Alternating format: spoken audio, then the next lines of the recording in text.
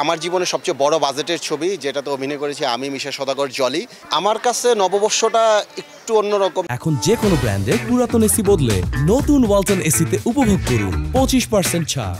যেমন বেদনার, আমার কাছে নববর্ষ, বাংলা নববর্ষ বলেন, ইংরেজি নববর্ষ বলেন, সবগুলোই আমার কাছে কষ্টের। যেমন আমার কাছে মনে হয় এই বুঝি আমার জীবন থেকে আরেকটি বছর চলে গেল, এই বুঝি আমার জীবনের থেকে আমার যে টোটাল যে হায়াতটা আল্লাহ রাব্বুল আলামিন আমাকে দিয়েছেন সেখান থেকে একটি বছর কমে গেল। আমি এটাকে খুব কষ্টভাবেই আমি নেই, আমার কাছে খুব ভীষণ আতঙ্ক লাগে। এই বুঝি একটা বছর কেটে গেল রাসেল ভাইয়ের জীবন থেকে। আমি এখন সিনেমা নিয়ে ব্যস্ত এবং নাটক নিয়েও ব্যস্ত। আমার একটা ছবি অলরেডি, ছবির কাজ শেষ, এই ছবিটা আসবে জয়যাত্রা মাল্টিমিডিয়ার। এটা আমার জীবনের সবচেয়ে বড় বাজেটের ছবি, যেটাতে অভিনয় করেছি আমি, মিশা সওদাগর, জলি। এটা কোরবানিতে আসবে ইনশাআল্লাহ। এটা শেষ, আর নাটকে তো কন্টিনিউ কাজ করতেছি। হ্যাঁ, এটা আসলে আমার জীবনের একটা কালো অধ্যায় ছিল 2024।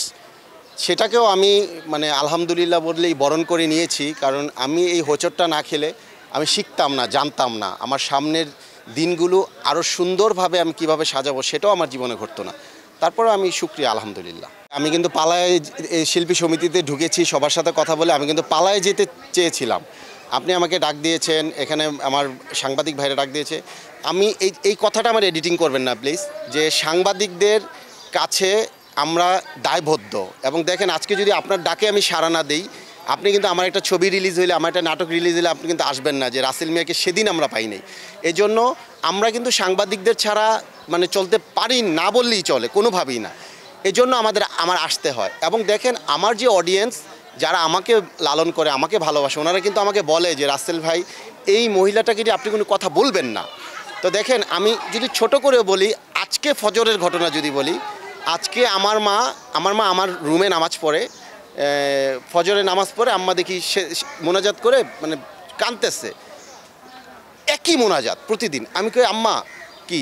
আম্মা খালি একটা কথাই বলে যে আল্লাহ আমার ছেলেটাকে যে কলঙ্কিত করেছে, আমার ছেলেটাকে যে কষ্ট দিয়েছে, আমার মায়ের ভাষ্য অনুযায়ী, যে আমার এরকম সহজ সরল একটা ছেলেকে যে মানুষের কাছে অন্ধকার বা কালো করে দিয়েছে, নিঃশ্বাসে নিঃশ্বাসে আমার মা এই বর্ষাকে বদদোয়া দেয়। আজকে আমি আমার মায়ের পাশে বসে আমি বলছি যে মা, মহিলাটাকে আর বদদোয়া দিও না।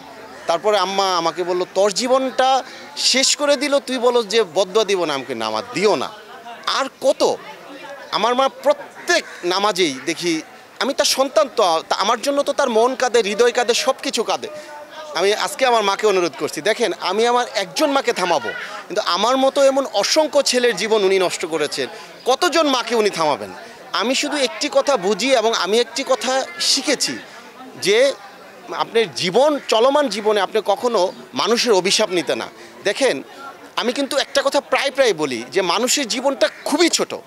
এই যে দেখেন, এই বাংলাদেশ চলচ্চিত্র শিল্পী সমিতিতে আজকে আমার জীবনের থেকে ধরেন 10টি বছর চলে গেছে, আর কিছুদিন পরে দেখবেন যে আরও 10টি বছর চলে গেছে, আর পরে দেখবেন যে আমি নাই। তো মানুষের জীবন তো ছোট। এই ছোট জীবনকে নিয়ে এত তিরস্কার, এত অভিমান, এত কিছু করার দরকার নেই।